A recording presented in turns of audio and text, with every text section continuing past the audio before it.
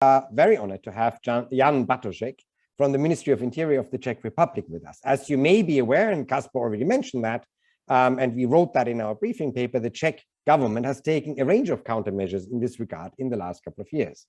Jan Bartošek is an expert on firearms policy at the Czech Ministry of Interior and has studied law and economics. As part of his duties, he is responsible for the designing and drafting of weapons-related legislation in the Czech Republic. He is also a member of the EU Commission's Firearm Committee and the European Firearms Expert Platform. Mr. Bartošek, thank you so much for taking part in today's event, and I'm very much looking forward to your remarks. The screen is, of course, all yours. Thank you very much. It's an honor to have this opportunity to say a few words about our new legislation. I'll try to share my presentation, which will probably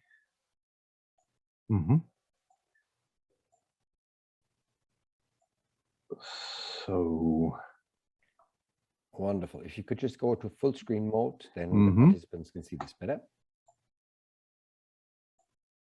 So did it go full screen? Perfect. Great. So thank you once more. Thank you for my introduction. And yes, Czech Republic did introduce some measures during the last year, because the relevant act is in force since January this year. To give only some factual context, we are monitoring extremist activities since 1990s quite closely and thoroughly. And it was during the last decade when we identified a potential loophole in our legislation that the extremists can try to gain the access to legal firearms by legal means. They could, for instance, try to constitute a hunting association, and then therefore get the access to firearms. We didn't experience any such real case, but it was a possibility that we were aware of. After the Ukrainian crisis, and especially after the year 2015 and the immigration crisis, it became quite apparent that this had to be dealt with, because the threat or the potential threat was real. So after a few years of work and legislative process, we adopted, Czech Republic, we adopted a new law, an act, it's number 14 from this year. It's called, it has such a long name. It's an act on dealing with weapons cases relating to the internal or external security of the Czech Republic. It's effective since this January, as I already said, and it focuses on ban of the so-called armed groups, which is a term which was taken from an old law which was in force already in Czechoslovakia, in pre-Second World War Czechoslovakia, which also banned this kind of groups. It was in a completely different context. However, the usage of an already existing term made the acceptance and the understanding of the new law somewhat easier. So this is the core of the new act. It's the real wording of the ban or of the prohibition. So it's prohibited to establish, organize an armed group, or to provide armaments to such a group, or to participate on its activities. And an armed group is defined as by these three conditions. It can be it must be characterized as a paramilitary force. It must follow political, religious, or other ideological objectives, and it must deal with firearms or other weapons, try to gain access to such weapons, or organize other persons who deal with weapons. To explain it in a little more detail, I'll try to explain the particular terms used in the text of the ban. By paramilitary force, we mean, in fact, any entity which has an explicit or implicit internal organization, and it has a hierarchical structure. That means a certain level of leadership. It's not just a bunch of independent people, a crowd, but it's organized and led by some people. By ideological objectives, again, it's not necessary that the organization had some written program, but it must share some kind of explicit or implicit values, some narrative with respect to how the society should look like or how it should work.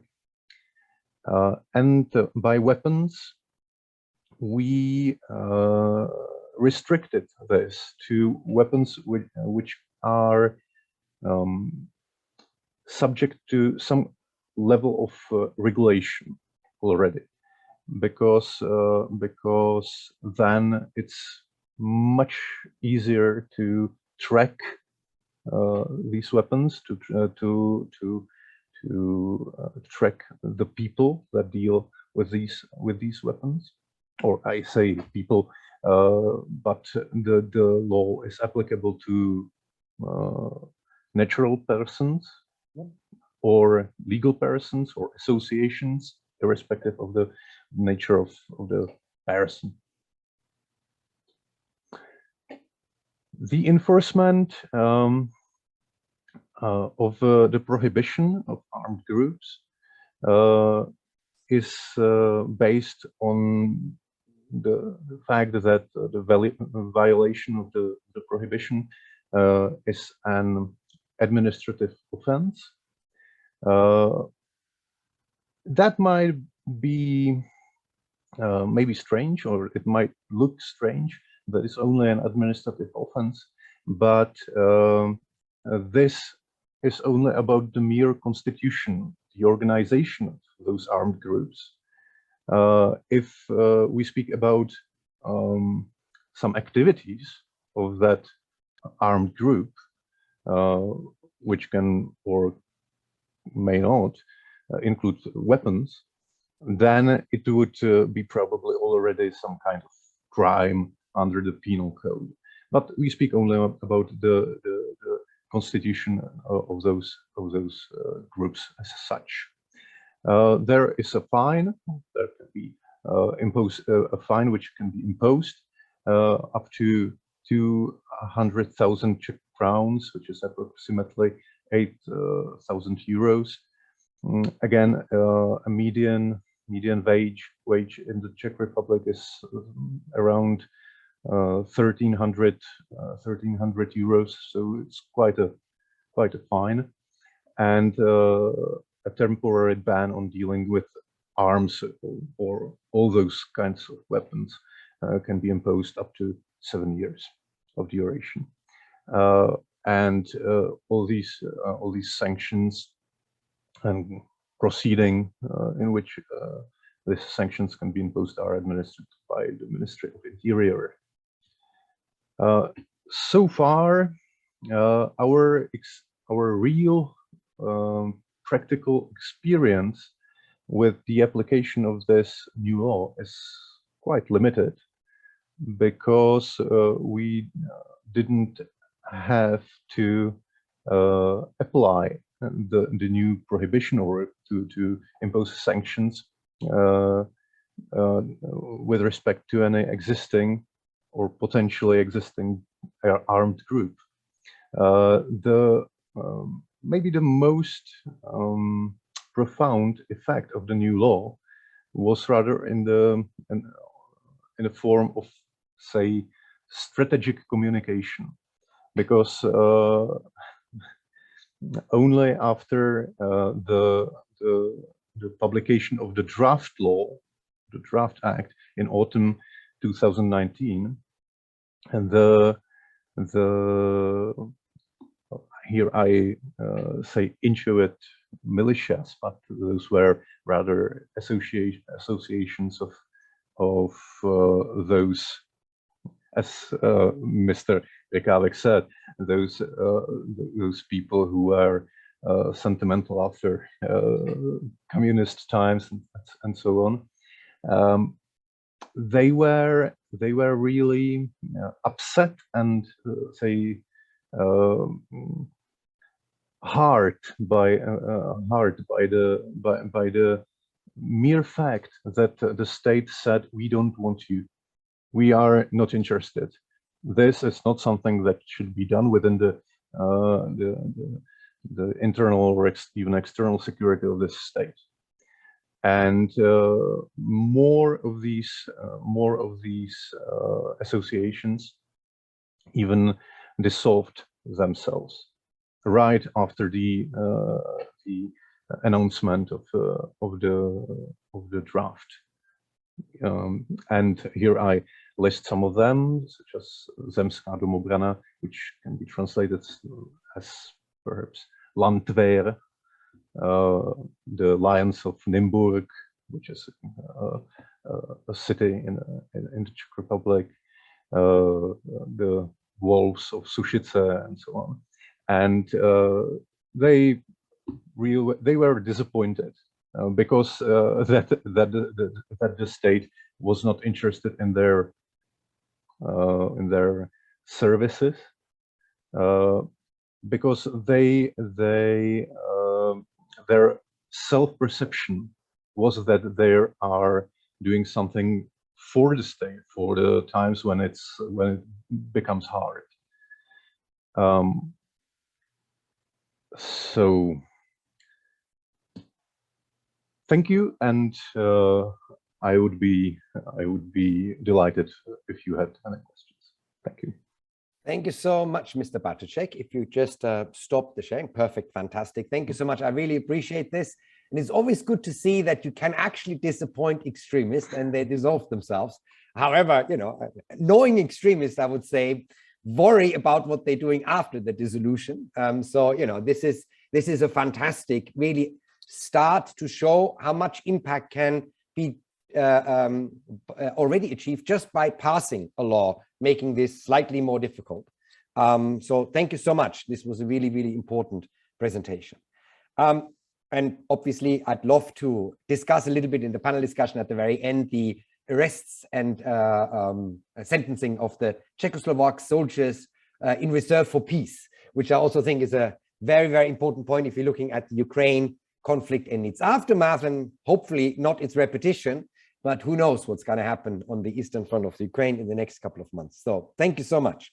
We are now coming to the second presentation of this panel by Gilles de Kerckhoven, a, of course, longtime friend of CEP and the newest member of CEP's advisory board, if I haven't said that enough yet. As you're all aware, Gilles de Kerckhoven has been the EU counterterrorism coordinator from 2007 to 21. In this function, he coordinated the work of the European Union in the field of counterterrorism, maintained an overview of all instruments at the Union's disposal, closely monitored the implementation of the EU counterterrorism strategy, and fostered better communication between the EU and third countries to ensure that the Union plays an active role in the fight against terrorism, including, towards the end of his tenure, the transnational threat posed by right-wing extremism and terrorism. Between 1995 and 2007, he was the Director for Justice and Home Affairs at the EU Council General Secretariat, where he played a central role in the negotiations leading to the creation of Eurojust, CEPOL, the EU Innovation Hub, or the European Arrest Warrant. Before that, he was the Deputy Secretary of the Convention, which drafted the Charter of Fundamental Rights of the European Union between 1999 and 2000. Mr. de Kerckhoven started his political career in Belgium, where between 1988 and 1995, he was the head of the private office of the Deputy Prime Minister of the Federal Government of Belgium, then Minister of Justice, then Minister of Economic Affairs, and finally, Minister of Defense. Mr. de Kerckhoven teaches European law at the Catholic University of Louvain, the Free University of Brussels, the University of St. Louis in Brussels, and the College of Europe, Natoli. He has published a number of books and articles on European law, human rights, security, and counterterrorism. Gilles de Kerckhoven graduated in law from the Catholic University of Louvain in 1979 and obtained a Master's of Law at the Yale Law School in 1984. Mr. de Kerckhoven, it is truly an honor to have you with us today, and thank you so much for taking the time. And the screen, of course, is all yours. Thank you, Hans-Jakob. Can you hear me? Perfectly clear. Fantastic. Excellent. Thank you for the CEP for inviting me. I, of course, welcome very much your series of webinars around the various aspects of right-wing violent extremism. It's a serious issue. It's an issue on the rise. It's an issue where we need to learn more and understand better the links between right-wing violent extremist organizations and lone actors, sometimes a very tricky one, the transnational or transatlantic connections, the role of internet as a way to radicalize, to raise money, to communicate between people, the reciprocal radicalization between right-wing and left-wing violent extremism, between right-wing violent extremism and jihadism, the financing aspect, and the FTF, foreign terrorist fighters phenomenon. I will come to that. And on top of it, because we are in a panel on the policy side, which sort of policy that we develop for the fight against jihadism we can use for addressing the increasing threat coming from right-wing violent extremism. It's obvious that I don't speak on behalf of the EU now, but for myself. I will, in the 5 to 7 minutes that you gave me, just summarize. It will be telegraphic what the EU is doing, at least was doing until I left. It will be a bit wider than just training, but it's important because this needs to be a completely integrated policy. And then turn more on the needs for more action in terms of policy response. In 2019, I tabled a paper to really raise the awareness on the seriousness of right-wing violent extremism. And that prompted serious work and led the Council some months later to decide to work more in four directions. The first one is obviously get a better overview of the phenomenon, because we know, as we don't have a common understanding of the phenomenon, at least it's very difficult, and it's obvious when you read the report by Europol, that we had not a clear understanding of the extent of the problem.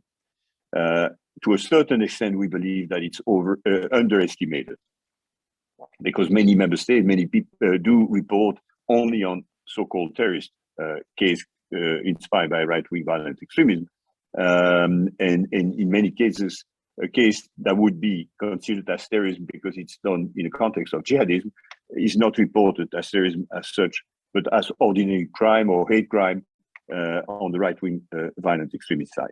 So the real need to start having a common working definition, a common method.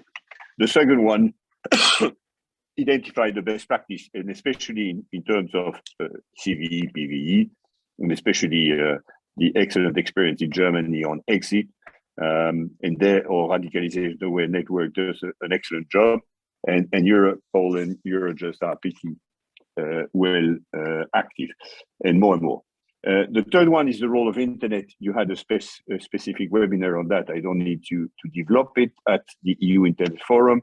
We've started discussing that with the internet company, the GIFCT in a UN framework. Europol has started beefing up its internet referral unit, and you have the different legislation that you are very well aware of. I don't dwell on that. And finally, work more with third countries, and especially the Western Balkans. I will come to that, and work with like-minded country, especially the United States. Since the Council looked at it, 4 issues came to the surface and prompted more work. First, the impact of COVID, of the confinement, which has been, in a way, exploited the most by right-wing violent extremist group.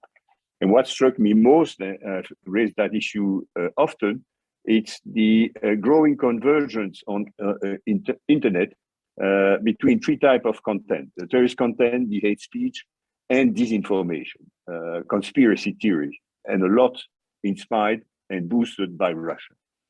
Second, another issue that I push a lot, and which is not solved yet, and which has been pretty much discussed in the media, especially when a former employee of Facebook, Francis Hogan, informed us on a discussion inside Facebook on algorithm amplification.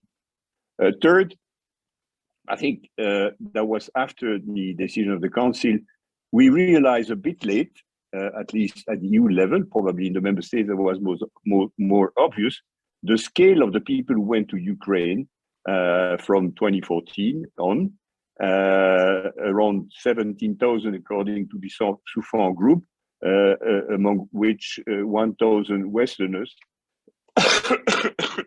50 to 80 inspired by right-wing violent extremism ideology. And finally, designation. And that was pushed a bit by the decision, as you referred to, Hans-Jakob, earlier, of the State Department to list, to designate the Russian imperial movement as a global terrorist organization in 2020. So on the issue of training and training infrastructure, and where do we, what more needs to be done? First, I'm very pleased to see that Europol has invested a lot on the matter. I mentioned the Internet Referral Unit earlier. They now have recruited, hired experts on right-wing violent extremism, and they believe their team on right-wing is probably on a par with the one that they developed on jihadism. And therefore, they are referring, and we refer and flag more and more right-wing violent extremist content to the internet platform. Second, you know how the EU is active in the Western Balkans. We have the Commission, especially, has negotiated a counterterrorism action plan with each and every Western Balkan countries, which covers issues like, of course, terrorism by definition, their cooperation with Europol, trafficking in firearms, exchange of information. So this is something extremely important, and I understand that Europol is extremely active with North Macedonia, Albania, and Serbia.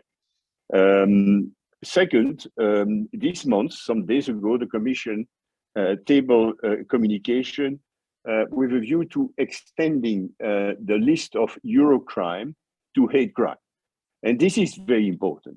It won't be easy because it's a decision that the Council will have to take by unanimous decision with the consent of the European Parliament. But why is it important? Because we need to harmonize further the crime of the hate crime, racism and xenophobia. I was myself involved in the negotiation of the framework decision on racism and xenophobia many years ago, and it took maybe 3 years to reach an agreement, but we had to delude a lot the content to the extent that we have a different implementation in the member states. And so if we succeed to add the racism and xenophobia to the list of Eurocrime, it will help a lot to mobilize many EU instruments. So let's turn now to the topic of today. What more needs to be done? I see maybe 4 or 5 ideas. The first one, I think, maybe I'm wrong, and I would be delighted to hear opposite views, but we need more legal clarification as to whether the 2017 Counterterrorism Directive does cover going abroad to receive training, which is the Article 8 of the directive, for the purpose of committing a terrorist act, which would then cover those people going to Ukraine, going to other country to undertake a training, and travel abroad to fight, which is covered by Article 19 of the CEP directive. Many member states only describe the phenomenon as foreign fighting and not foreign terrorist fighting, because they don't believe that it falls under the directive or the implementation of the directive by the member states, as no organization active in Ukraine or on the Russian side have been listed as a terrorist organization. And therefore the question, is designation necessary? Legally speaking, but I may be wrong, I don't believe so. I think if you look at Article 8 and 9, our member states should consider that as a terrorist crime as such.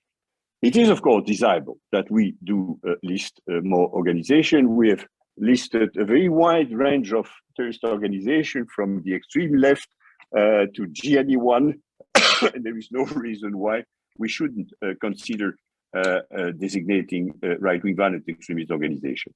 So the policy for the political message, but also because it would give all the legal consequences that are linked to designation, especially freezing of assets and travel bans. But the qualification as a terrorist crime, I think, would be useful, because it would help to mobilize the many different tools. And just to name a few, PNR for the companies, the removal within 1 hour of a terrorist content, and so forth.